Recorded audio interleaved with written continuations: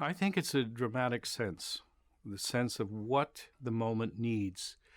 And the admiration we have for certain film composers, both some of the new ones and some of the older traditional ones, is what they pick for that moment, or how they bring that moment forward.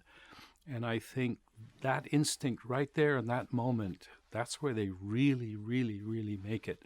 Then from that point, things can grow. But it's marvelous sometimes when you go in to see a film and there's something there and you say, wow, that's great. What is that? That's wonderful, you know? And that's probably that moment of creation of the film composer being able to just find that, whatever that kernel is that makes it all grow from there. But you're also asked to walk a very fine line between what you're seeing and feeling dramatically. Right. And the input that you get from the director, yes. maybe the producer. Yeah. How do you balance that? How do you approach that? Well, you have to listen to them. They've been living with the film a lot longer than you have. And they've got certain instincts about it. And I found that some directors, some producers really have a good sense of what they're looking for in the film, and others are just not sure. Harvey Hart, when I worked on East of Eden, the miniseries, he said to me, okay, there's two themes in this. There's the good theme and there's the evil theme. He said, I'm going to Hawaii. Have a great time. 3 months later, I got a note from him saying, great score, thank you. But on other occasions, I was doing a feature film one time in Europe, and I sat next to the director. We were going through the film, watching it for the first time.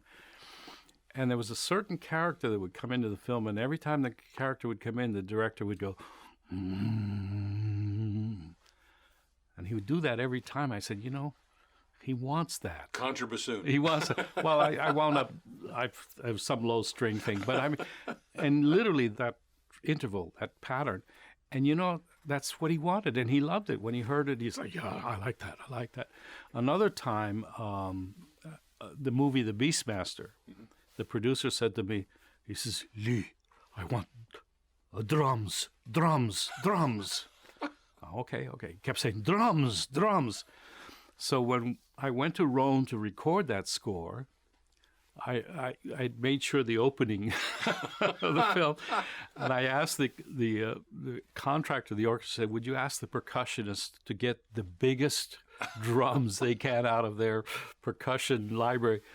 They walked in with drums that I swore had marched with the Roman armies. These things, I had never seen anything like. They were huge, and they were old and everything, and they pounded on them, and they had this great sound. So we started the film with that, and the producer had a big grin on his face. So you have to listen to the filmmakers. You have to, and I've said to the directors, he'll say to me, I don't know anything about music. I said, then don't talk to me about music.